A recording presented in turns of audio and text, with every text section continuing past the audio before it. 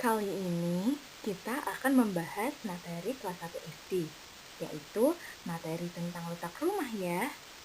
Yuk simak video kali ini. Tahukah kamu alamat rumahmu? Di mana letak rumahmu itu? Bagaimana kalau sekarang kita bahas tentang letak rumah? Ada 4 hal yang perlu kita ingat. Yang pertama adalah arah mata angin. Arah mata angin adalah panduan untuk menentukan arah. Sebenarnya ada 8 arah mata angin, namun hanya 4 saja yang sering digunakan. Keempat arah mata angin tersebut adalah U, utara, T, timur, S, selatan, dan B, barat. Timur itu adalah arah terbitnya matahari. Barat itu arah terbenamnya matahari. Jika sebelah kanan timur, jadi belakang kita selatan. Kalau sebelah kiri kita barat, maka depan kita adalah utara.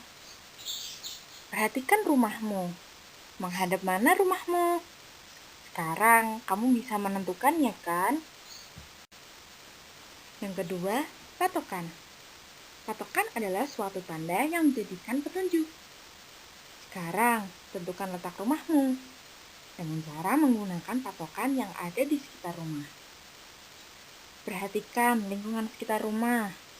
Cari sesuatu yang dilihat sangat jelas. Bisa berupa bangunan besar, gerbang, lapangan, atau lainnya. Lalu, tentukan letak rumahmu dari patokan tersebut. Misalnya, di sini rumah Doni berpatokan dengan berseberangan lapangan sepak bola dan SD Harapan Kita. Yang ketiga, tunjukkan letak rumah. Perhatikan sekitar rumahmu. Ada apa saja yang ada di sekitar rumah?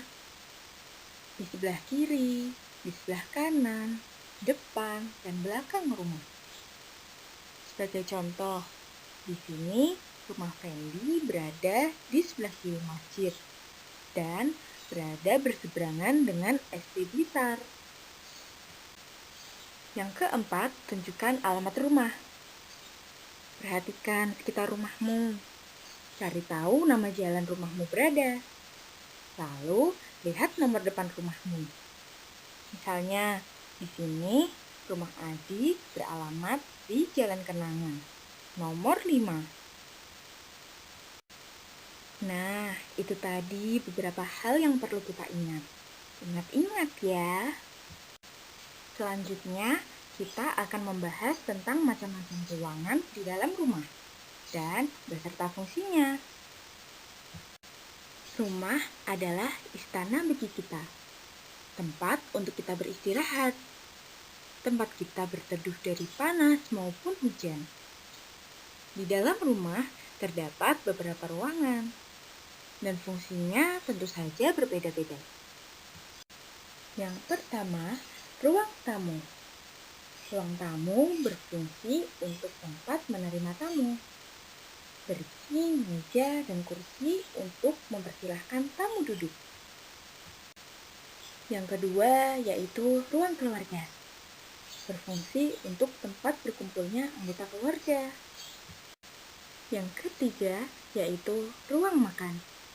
Untuk tempat anggota keluarga makan. Biasanya terdapat meja makan dan kursi makan.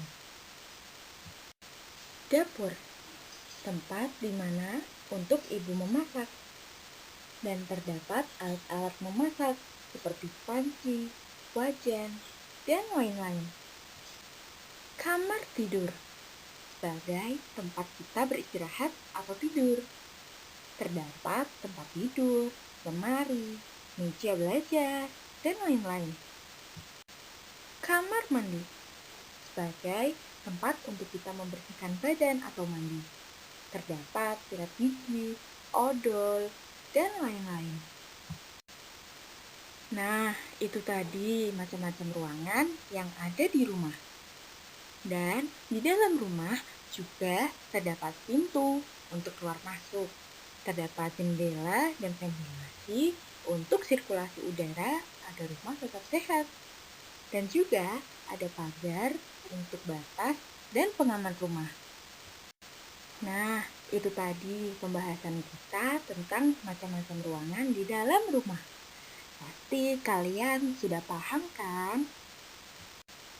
Nah, teman-teman, sekarang kita akan membahas materi tentang rumah sehat dan cara menjaga rumah agar tetap sehat.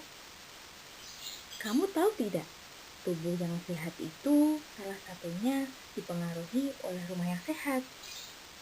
Nah, kita akan membahas tentang 5 ciri rumah sehat. Yang pertama, bersih. Bagaimana kita bisa sehat jika terdapat debu dan sampah di rumah kita? Karena itu, kita harus membersihkan rumah secara teratur. Sampah dan debu merupakan tempat berkembang biaknya bibit penyakit. Dan jangan lupa rapikan kamarmu ya. Yang kedua, ventilasi udara yang baik. Ventilasi udara akan menjaga aliran udara di dalam rumah tetap segar. Jendela dan lubang angin akan membebaskan udara dalam rumah dari bakteri dan penyakit. Yang ketiga, pencahayaan yang baik. Rumah yang sehat memerlukan cahaya yang cukup.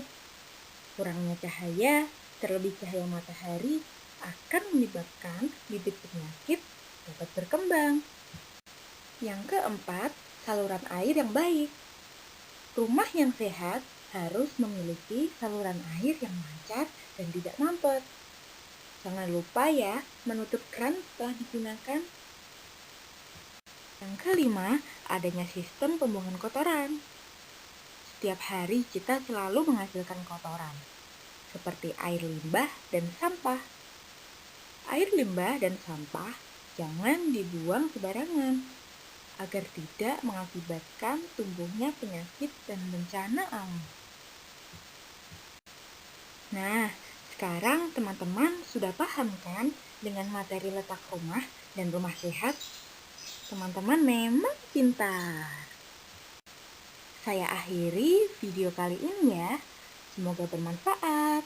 Terima kasih teman-teman. Jangan lupa terus belajar ya. Dadah.